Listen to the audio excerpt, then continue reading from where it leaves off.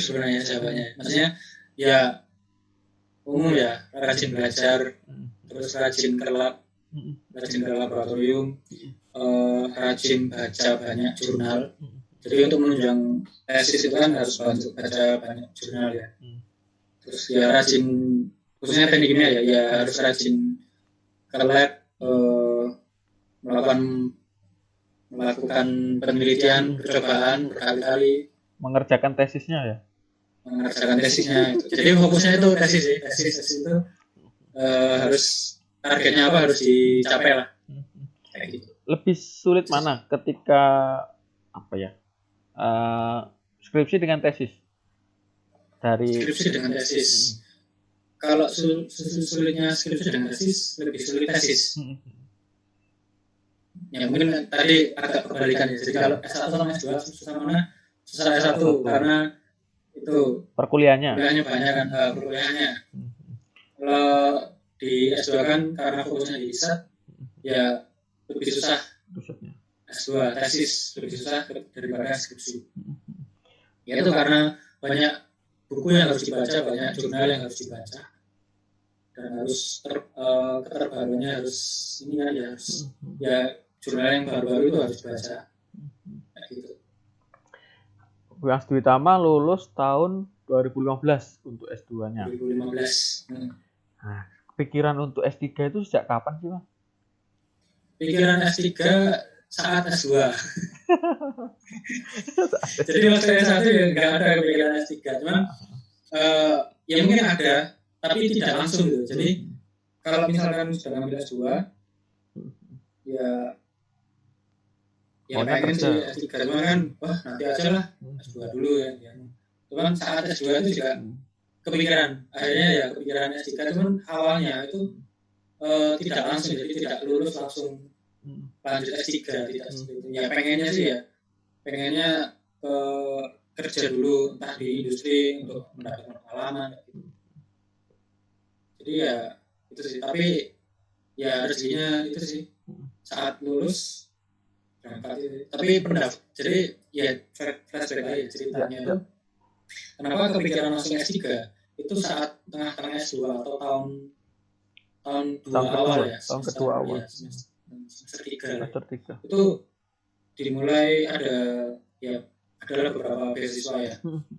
Ada beasiswa entah LPDP atau ya waktu itu kebetulan ada bukan beasiswa juga di Jepang ya. Itu beasiswanya namanya Membuka Gakuso. Itu beasiswa dari pemerintah Jepang, istilahnya dari diktinya Jepang lah. Diktinya Jepang. Itu menawarkan. Jadi yang membiayai Jepang ya? Maksudnya pemerintah Jepang. Membiayai pemerintah Jepang. Gitu. Nah saat ya itu awal semester ya sebenarnya agak ragu juga, ada keraguan ya. Ya kayaknya normal lah ya. Ada agak galau gitu kan. Ini masa lulus langsung lanjut sekolah lagi gitu kan.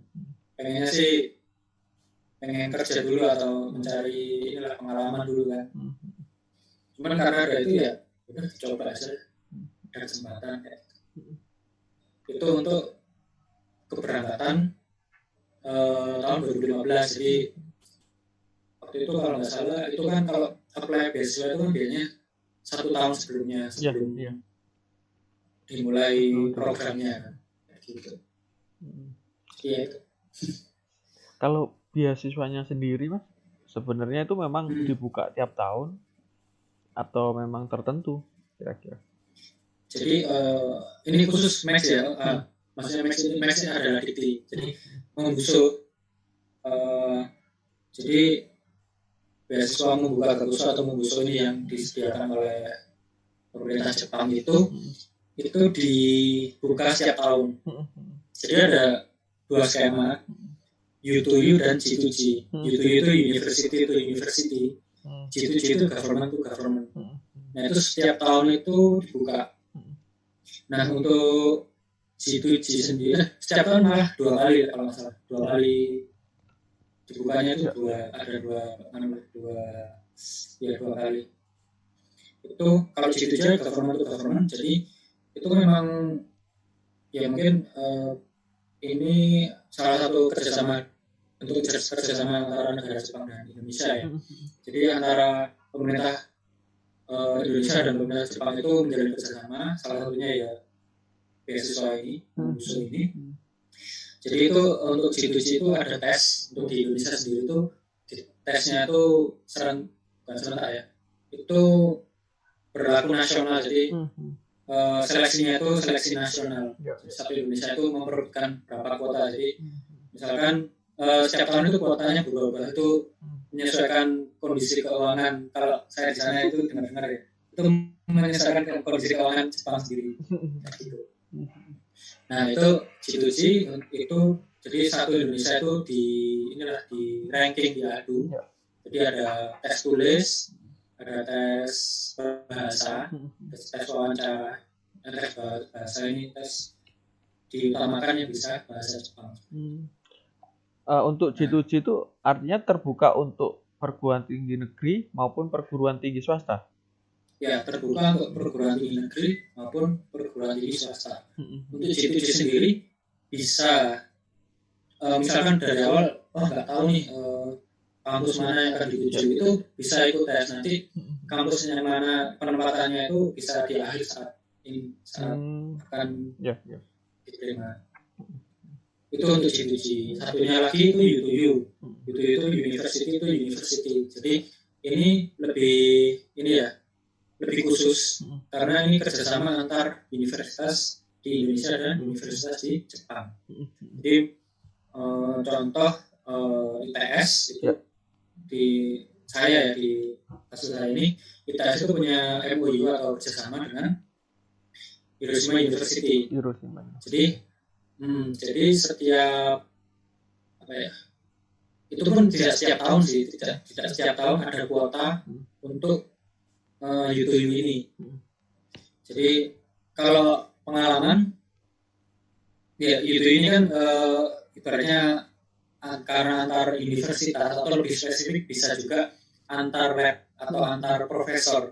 Di profesor di sini misalkan punya kenalan dengan profesor di universitas di Jepang, itu misalkan ada kuota, tolong rekomendasikan nama-nama yang mau dikirim gitu. Anak bimbingannya ya? Iya, biasanya anak bimbingannya. Bisa juga profesor di Jepang ini juga punya link kan, nggak hanya di Indonesia, ada di negara lain gitu kan. Nah itu diseleksi oleh profesor secara langsung seperti itu. Nah kalau pengalaman di Jepang sendiri ya itu kalau saya kan di U2U kan masuknya skema masuknya, tapi di beasiswa di Jepangnya itu namanya special program. Jadi ada 2 untuk pasca sarjana. Itu ini spesifiknya ya. Itu ada yang S2, maksudnya dari S1 kemudian lanjut S2, tapi saat kontraknya itu setelah lulus S2 di Jepang itu harus lanjut S3. Jadi kontraknya dari 5 tahun. S2 dan S3, jadi langsung nyambung. Ada juga yang special program untuk doktoral. Jadi untuk program S3-nya saja. Nah, di Jepang itu ya sistemnya kalau misalkan di Fakultas Engineering di Hiroshima University itu misalkan tahun 2000, waktu itu tahun saya itu 2015, itu Fakultas Engineering itu ada slot misalkan untuk doktor ada 7 mahasiswa doktor se-Indonesia ya? Bukan. Ini slot dari universitasnya sendiri. Dari Hiroshima sendiri. Ada 7. Nah itu entah nanti pihak sana merekrut dari negara manapun, terserah yang mereka punya link gitu kan. Ya salah satunya Indonesia. Itu 7 dokter, kalau nggak salah master dulu 5 kalau salah. Biasanya lebih sedikit. Nah kayak gitu. Jadi kalau U2U ini yang menyeleksi langsung adalah sensei atau profesornya. Proses sendiri cukup cepat atau lebih lama? Prosesnya ya ini sih ya sama seperti beasiswa pada umumnya. Biasanya kan prosesnya memakan waktu 1 tahun ya. Biasanya 1 tahun sejak kita mendaftar hingga pengumuman itu ya rata-rata sekitar 1 tahun. Artinya Nah, sama. kalau prosesnya ya gitu ya. Kalau prosesnya sendiri sih karena saya gitu jadi kebetulan ya ini ya mungkin rezeki juga ya. Jadi Rezeki. kebetulan dosen dosen dosen pembimbing di lab di ITS itu punya kenalan lah profesor di sana. Ya. Dan kebetulan bidangnya itu inilah hampir mirip lah. Bidang risetnya maksudnya.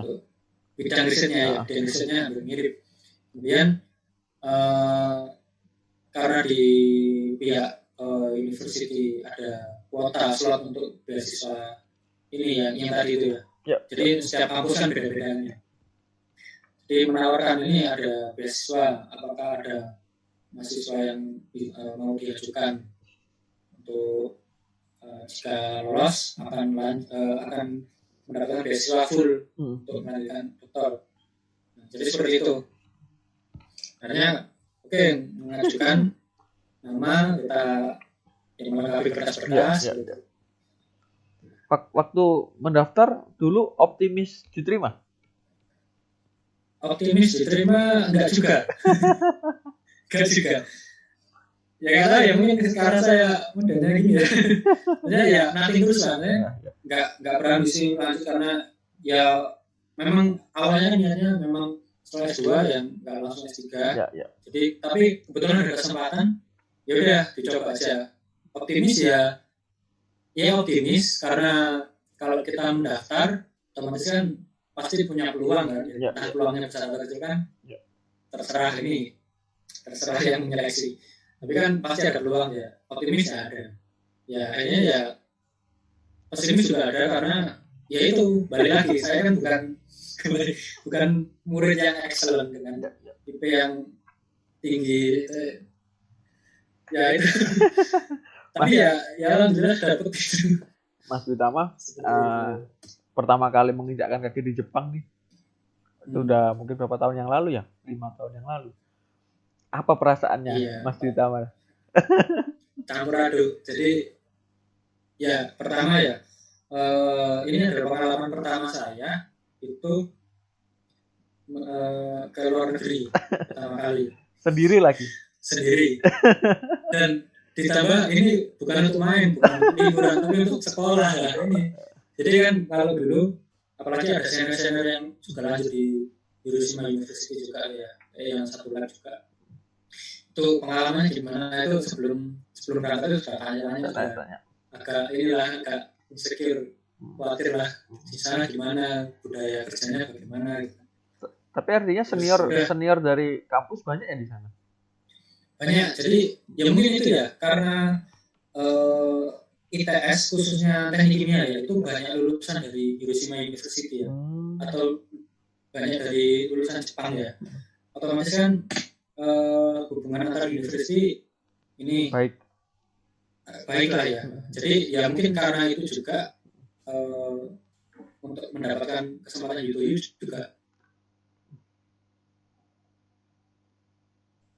Ya untuk perasaan campur aduk, jadi ada takutnya juga. Takutnya bukan karena ya mungkin pengalaman pertama ya wajar ya. Takutnya itu apakah bisa mengikuti ritme orang Jepang yang terkenal disiplin tinggi, kerja keras itu mungkin agak ini sih, agak kepikiran awal. Cuman ya udah kalau misalkan sudah keterima. Itu kan kalau misalkan kecewa kan kalau masih ujian atau coba kan pasti ada jalannya. Pasti ada jalan ya. Itu juga pasti karena hambanya itu pasti bisa melewatinya gitu. Ya itu ya yang saya yakini awal-awal.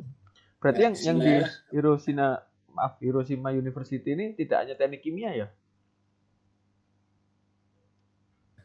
Jadi banyak di luar teknik pun seperti sastra itu ada. Siswa Indonesia itu ada. Cuman mayoritas di teknik sih. Teknik elektro, teknik informatika, teknik mesin itu. Mas Witama, kalau kita kecil kan kita inget nih kota yang dibom atom, Hiroshima dan Nagasaki. Nah ini Mas Witama kuliah di Hiroshima. Kalau sekarang ini gambarannya kayak apa sih Hiroshima itu, Mas? Gambaran gimana? Gambaran kotanya. Kalau dulu kan kita Oh, lihat gambaran kota. seperti hancur semua dan lain-lain. Nuansanya gitu-gitu. Kayak apa sih, Mas? Dokumenternya itu ngeri sekali ya. Ya benar. Saat pasti berubah lah, udah berapa 70 tahun lebih kan. Itu di sana bagus sekali sih. Bagus sekali. Jadi gini, kalau di Hiroshima itu kan jatuhnya bom itu kan di Hiroshima City. Jadi di tempat jatuhnya bom itu di wilayah itu ada namanya bom mungkin bisa browsing ya, atomic bom itu salah satu. Jadi ada gedung itu kalau nggak salah di Malaysia, gedung itu kalau nggak salah bank atau pemerintahan itu salah satu-satunya gedung yang masih utuh ya, meskipun hancur atapnya nggak ada, cuma kan masih utuh, masih berdiri. Itu diabadikan sampai sekarang, dibiarkan seperti itu, tapi ya intinya dijaga lah. Atau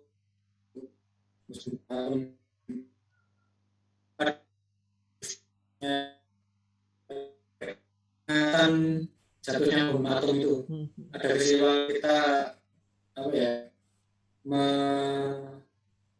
kalau di ini kan lama kan diterbangkan, kalau itu karena ada sungai, jadi ceritanya itu bom itu kan dijatuhkan tepat di atas jembatan, jembatan ada sungai besar. Nah, setiap tahun itu ada festival, saya lupa sih, itu kita menyusun harapan di perahu dan ada lampunya,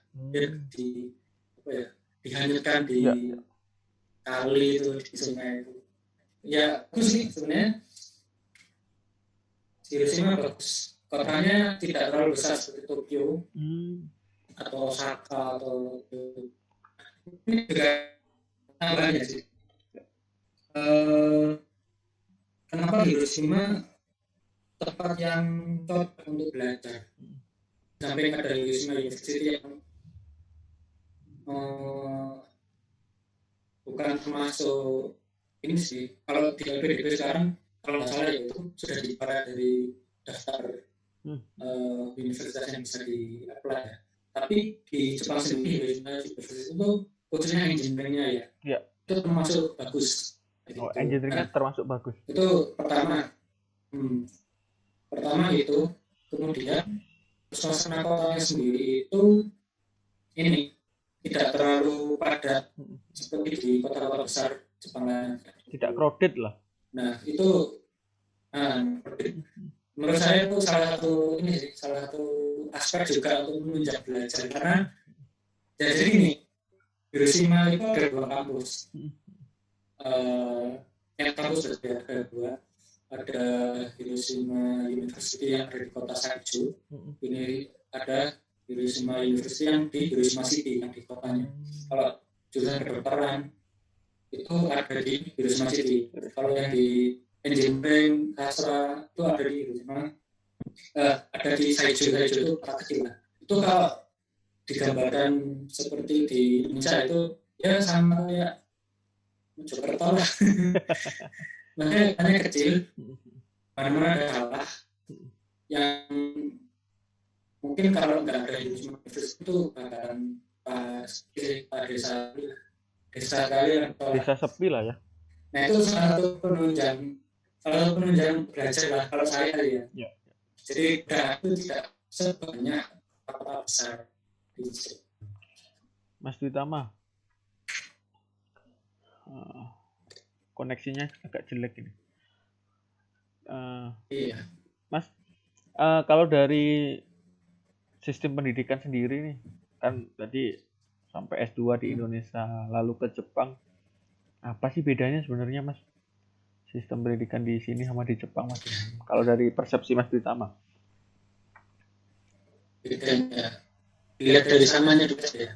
Namanya itu buku yang kita baca itu sama. Ya. Buku yang textbook yang kita baca itu sama. Jurnal-jurnal karena kita kan sekarang apa pakai internet ya pasti sama, semuanya akses sama lah. Ya.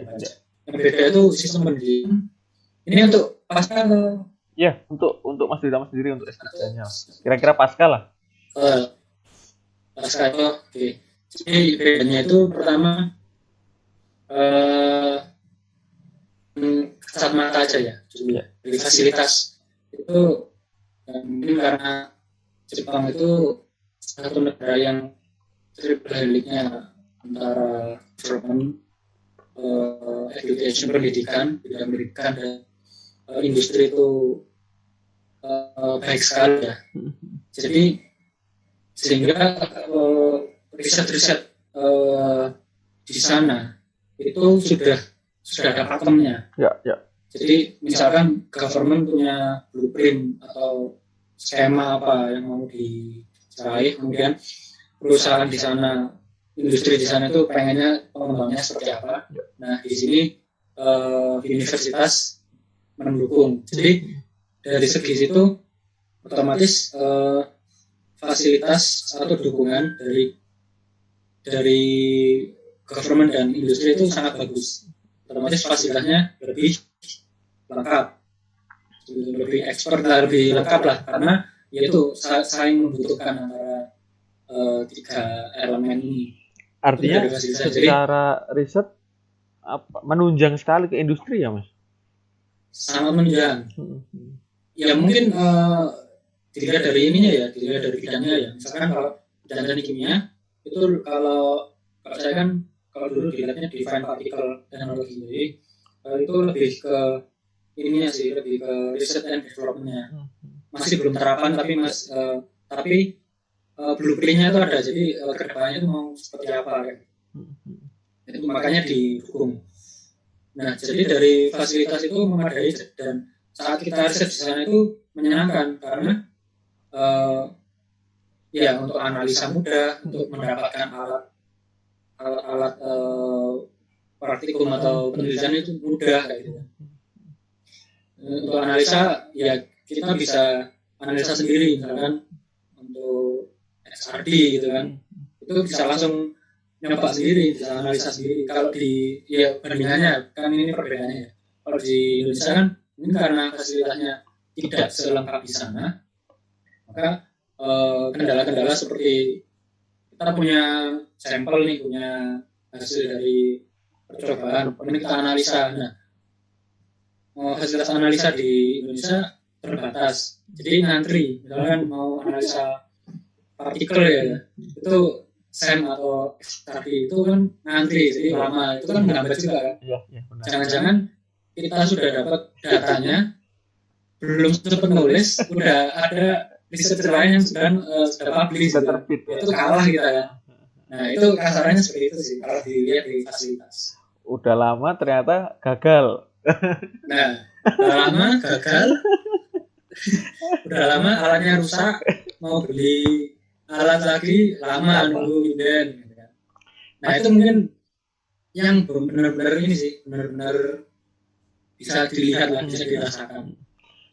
Mas, artinya riset yang dilakukan kampus itu memang dibiayai juga ya oleh pemerintah dan industri. Iya.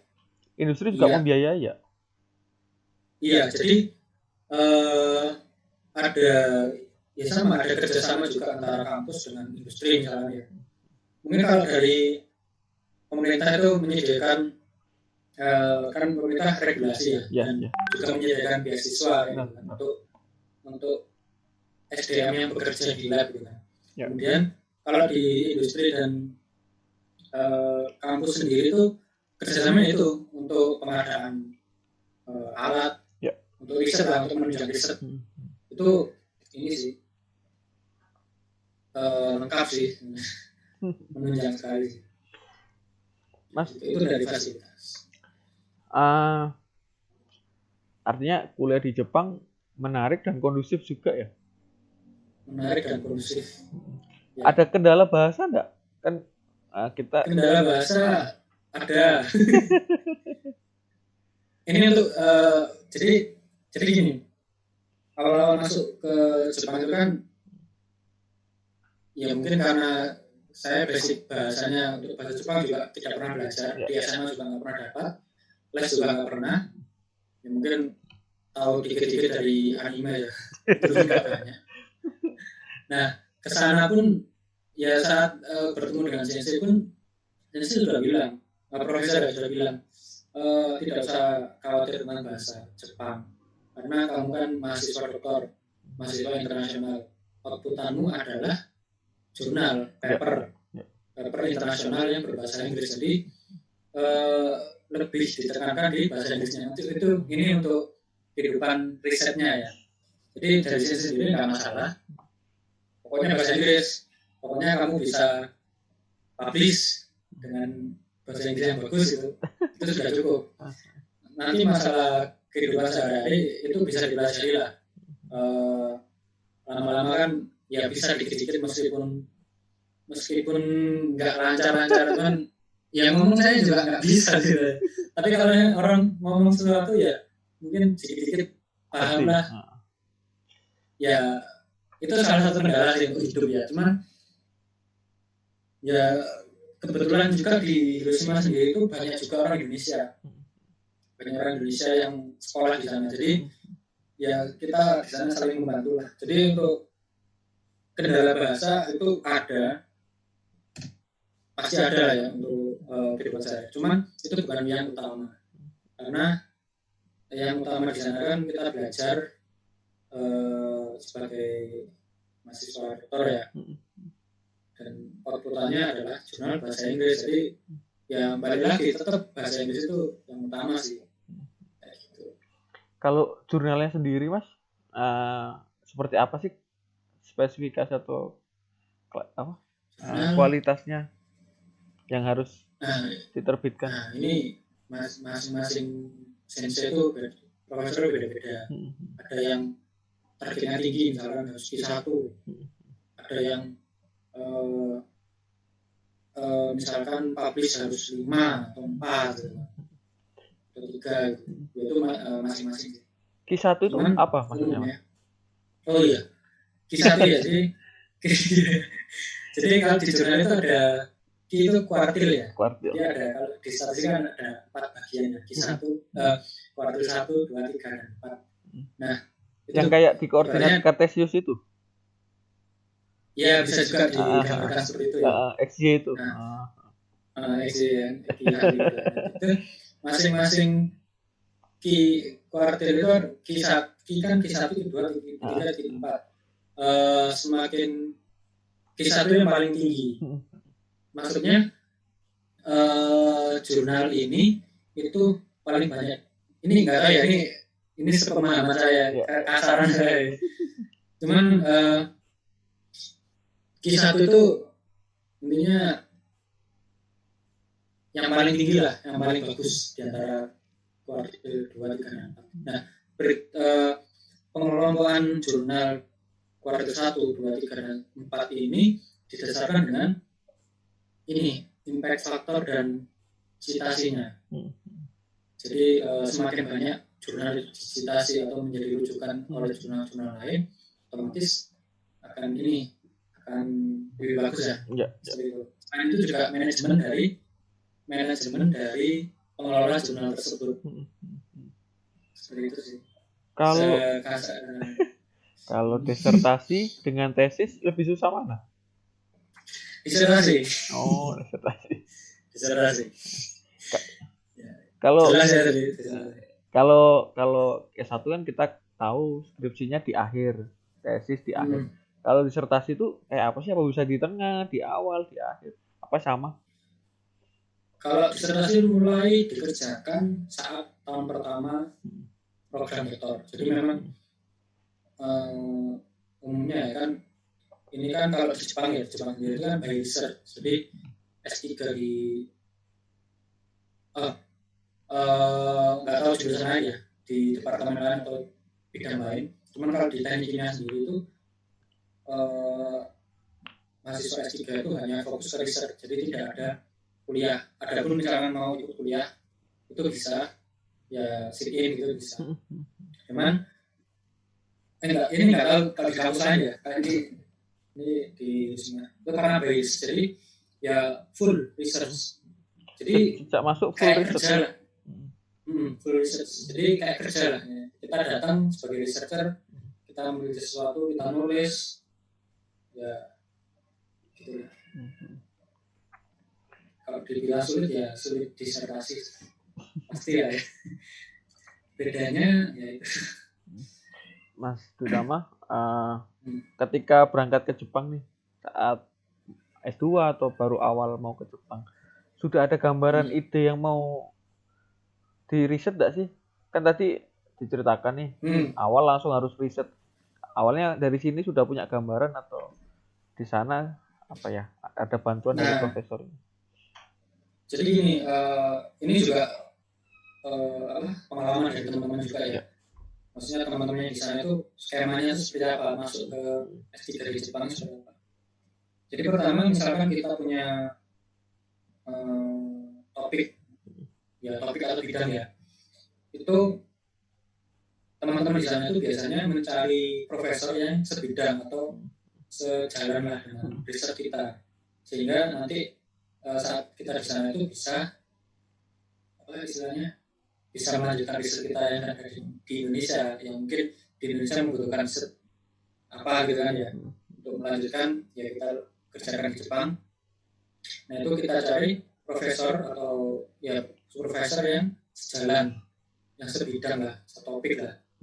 Itu lebih memudahkan karena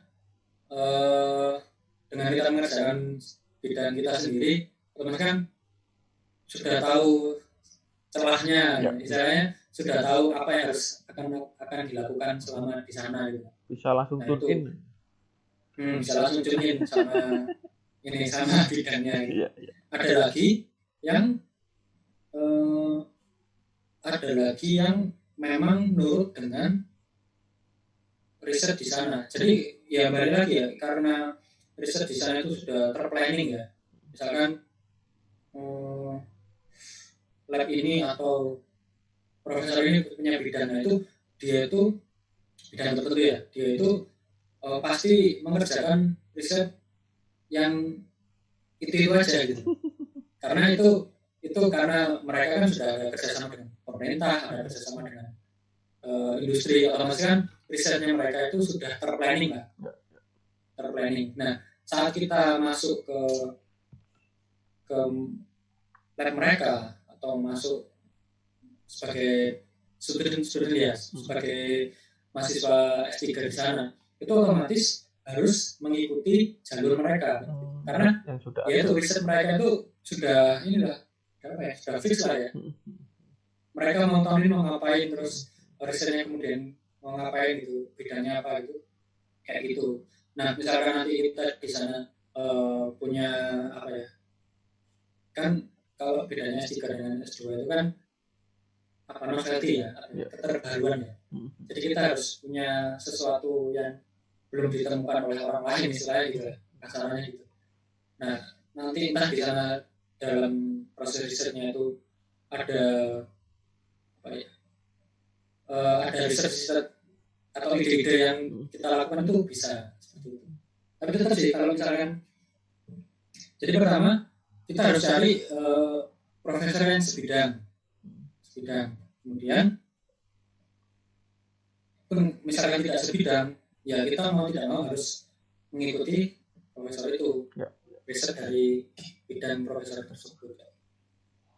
Mas Dudama, untuk risetnya kan 3 tahun lebih di Jepang, kangen tanah air enggak sih? Kangen ya, kangen pasti ya.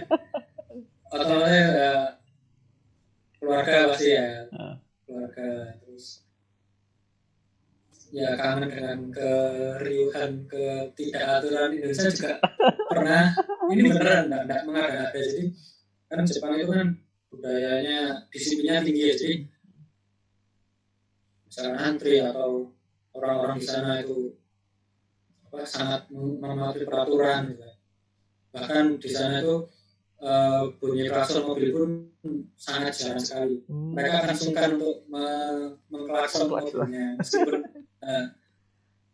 itu kadang juga menjadi hal yang dirindukan sebenarnya.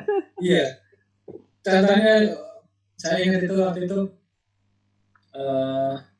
waktu pulang pertama kali kan saya pernah sempat pulang ya di tengah-tengah pernah pulang sempat pulang lah untuk liburannya itu saat mendarat di Soekarno-Hatta itu langsung melihat antrian yang berjubel itu langsung wah kira sing iki dikangen ya soalnya di Jepang itu tidak ada kayak gitu sih ya maksudnya kebiasaan-kebiasaan yang biasa dilakukan di Indonesia apa yang kita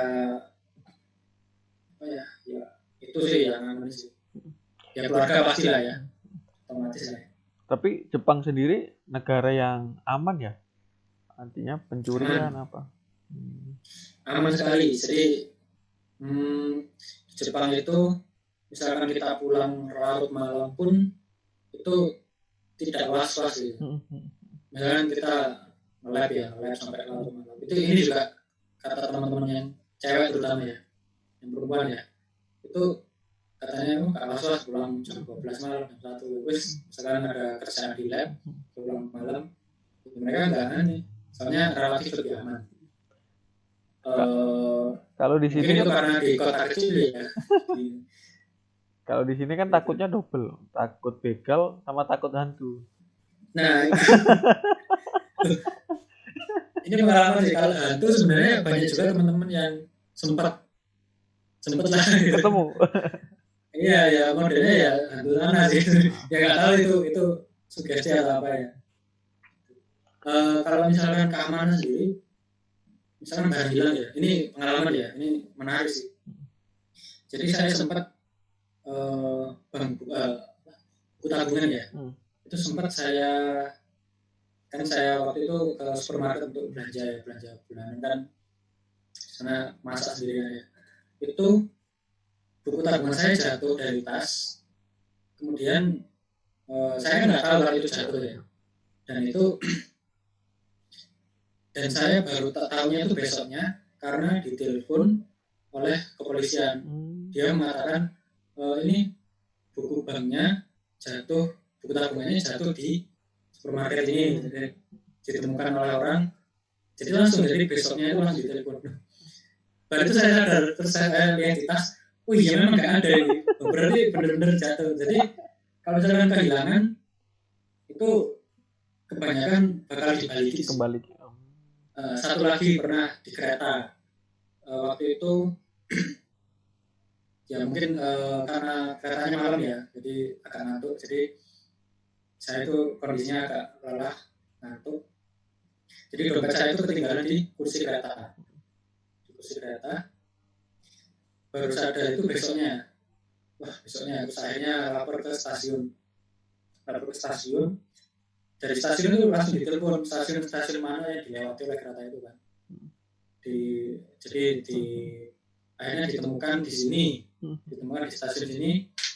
Kemudian ini sudah pemiliknya sudah menelpon gitu kan. Terus jadi si officer stasiunnya itu kamu bisa mengambil dompetmu di stasiun ini, di Hiroshima waktu itu, di Hiroshima City kan. Di Hiroshima City bagian lost and found gitu kan. Terus akhirnya langsung ke sana, sorenya ke sana, dapat. Udah semudah itu langsung dapat, dompetnya itu utuh, benar-benar utuh, isinya utuh, uangnya pun utuh. Jadi wah ini bedanya ya. Kalau misalnya di Indonesia mungkin dompet hilang, ya udah gitu ya. Gimana lagi gitu ya. Apalagi di kereta kan, nggak tahu kereta itu berhenti di mana, yang siapa. Gitu sih. Berarti memang nggak ada diskriminasi ya terhadap orang asing di sana. Nah, diskriminasi alhamdulillah nggak ada. Ya mungkin untuk saat ini ya Jepang itu ini ya lebih welcome lah ke Muslim atau para Muslim. Kalau diskriminasi orang asing itu sebenarnya nggak ada sih. Ya mungkin ada pengalaman misalkan orang sana yang tidak cocok dengan budaya orang luar gitu kan. Cuman kalau diskriminasi orang luar itu nggak ada sih. Ada sama kayak di sini. sama kayak di sini ya. Ya biasa nggak cocok sama 1-2 orang. Iya, benar. Tapi Dan untuk mereka itu kan untuk ibadah sendiri kayak sholat Jumat, sholat nah, ibadah ini juga menarik sih, dan ini juga apa ya, rezeki juga sih di Hiroshima, khususnya di Saijo, di kota Hiroshima University ya, di kota saya dulu di kampus itu di Saijo itu ada masjid Islamic Center namanya. Nah itu rutin kalau misalkan Jumatan itu ya Jumatannya di situ, kayak bentuknya kayak apartemen gitu lah, tapi diubah sedemikian rupa, nanti teratas itu adalah masjidnya. Nah, saya sendiri pun mengerti sih, Jumat waktunya Jumatan gitu. Ya udah sholat, dan saya juga tahu kalau Muslim sendiri itu harus sholat 5 waktu gitu. Jadi misalkan di tengah-tengah diskusi atau apa forum apa ya, progres lah ya, itu bilang saya belum sholat, misalnya belum sholat asar, oh iya sholat dulu, misalkan ambil waktu 10 menit itu sih untuk Muslim lebih welcome sebenarnya, soalnya mereka semakin kesini itu semakin paham kayak gitu. Karena mungkin banyak orang asing yang datang ya, khususnya Muslim ya, seperti itu. Jadi welcome sekali masyarakat. Mas Dutama, ini mungkin juga menuju penghujung. Mas, kira-kira sih apa sih yang Mas Dutama tadi setelah sekian tahun di Jepang, ada nggak sesuatu yang ingin dibawa untuk diimplementasikan atau diadopsi di sini? Apa ya? Yang jadi gini, yang terbawa ya, yang terbawa maksudnya otomatis terbawa. Saya rasa itu kedisiplinannya sih. Ya. Karena kalau dulu ya jujur aja waktu S1 telat kelas, telat kuliah itu beberapa kali gitu. Telat masuk gitu. Sering. Bahkan pernah dikeluarkan juga pernah. Telat keluar ya. Itu dulu kan ya udahlah gitu ya. Misalnya saya mungkin ya teman-teman juga pasti bakal mengalaminya. Nah, semenjak dari Jepang itu karena mereka di budaya mereka kan sangat menghargai waktu ya. Itu secara tidak langsung terbawa saat saya otomatis sekarang saya dosen sebagai pengajar ya, itu tanggung jawabnya kan juga harus ini kan ya, masa telat kan kayak karena kan masa dosennya telat gitu, apalagi mahasiswanya gitu. Nah itu yang secara tidak langsung terbawa ke saya itu seperti itu sih. Jadi alhamdulillah kalau misalkan kuliah, kalau misalkan tidak ada sesuatu yang urgent ya tepat waktu, meskipun jam 7 kan, ya itu sih mungkin yang meskipun datang terus mahasiswanya yang datang 3, 2 ini kemana ini gitu. Itu realita yang didapat beneran. Nah itu mungkin yang tidak sengaja terbawa dan harus dibawa sih, karena budaya disiplin itu kan bagus kan, apalagi menghargai waktu ya. Itu yang harus harus apa ya, paling nggak diberi contoh lah untuk mahasiswa kayak gitu. Nah, budaya positif tadi dibawa ke sini lah. Ya mungkin ya nggak munafik juga ya, namanya manusia ya pasti ada ininya lah ya. Cuman kan tetap sebagai apa ya harus memberikan contoh yang lebih baik. Nah itu mungkin yang budaya-budaya itu, yang budaya positif itu yang sekarang ya saya berusaha lah untuk itulah mengimplementasikan lah kayak gitu. Mas Dutama, ini pertanyaan terakhir. Setelah melalui pendidikan yang panjang, budaya yang berbeda, apa sih ke depan yang mungkin ada satu hal atau 2 hal yang Mas Dutama ingin lakukan buat Mas Dutama sendiri atau keluarga atau orang lain? Ada nggak sih Mas? Jadi kalau di profesi sendiri ya, ini menarik sebenarnya. Dosen itu mungkin ya sama kayak mahasiswa kan, ada tridharma itu kan, ada pendidikan, pengabdian masyarakat, dan penelitian. Nah ini menarik juga di penelitian juga, apalagi vokasi ya, itu kan terapan. Ya. Ya mungkin ini yang masih saya belajar ya, masih butuh belajarnya kan. Basicnya kan bukan dari industri, bukan juga vokasi dulunya, tapi di akademik kan, satunya akademik. Tapi menariknya di vokasi ini, sebisa mungkin riset kita atau riset kita atau ilmu yang kita pelajari itu benar-benar bermanfaat, entah itu untuk industri ataupun untuk pengabdian masyarakatnya. Seperti itu. Nah itu ini yang mungkin saya ingin lakukan. Jadi kalau bisa risetnya itu mendekati industri yang ada, yang real. Jadi benar-benar bisa diaplikasikan kayak gitu. Nah mungkin itu juga yang menarik ya, dan mungkin yang tidak tersentuh ini ya selama belajar S1, S2. Mungkin karena akademik jadi mengawang-awang, jadi ini besok ini ke depannya ini bisa diaplikasikan nggak sih di industri kayak gitu. Nah di vokasi sendiri kan arahnya kan ke situ ya, tapi itu juga tetap masih belajar sih. Makanya itu yang mungkin yang kalau ditanyakan apa yang ingin dilakukan ya itu sih, kalau bisa riset saya itu bermanfaat lah. Artinya hanya merekatkan antara kampus dengan industri gitu ya. Iya, nggak hanya berakhir di publikasi. Ya mungkin publikasi ya kalau misalkan sekarang itu kan universitas berlomba-lomba menjadi world class university dengan publikasi yang tinggi. Benar. Itu mungkin luaran, cuman kalau ini sih ya itu sih, kalau bisa teraplikasikan gitu. Ya. Dan itu masih jauh kalau saya karena saya masih baru ya, dan tidak ada basic industri sama sekali. Jadi ya mudah-mudahan terlaksana Mas Utama, tujuan yang memang panjang. Nah mudah-mudahan dari video ini Mas, nanti kita kan akan ngundang pelaku industri, kita akan ngundang beliau-beliau yang sudah berkecimpung di sana, yang sudah menjadi praktisi lah. Apa tahu lah nanti ini jadi salah satu wadah Mas Utama. Jadi kita sharing kampus ini lagi lakukan apa sih, terus juga mau menuju apa sih, lah industri sendiri berjalannya seperti apa. Nah, mudah-mudahan. Jadi kami harapkan Mas Utama enggak bosen kita undang, nanti kita buat forum besar seperti itu. Mungkin ini juga menarik juga untuk mahasiswa ya, apalagi mahasiswa saya kan mahasiswa diploma ya. Diploma, benar. Sarjana terapan ya. Itu kan kedepannya kan diharapkan itu bisa, selain mereka bisa menghitung hasil kan, ya nggak tahu ya kalau di industri apakah nanti dipakai kan nggak tahu juga, cuman diharapkan itu mahasiswa itu mengerti industri itu seperti apa sih gitu kan. Jadi nggak hanya textbook dan apa yang mereka baca kan sebenarnya.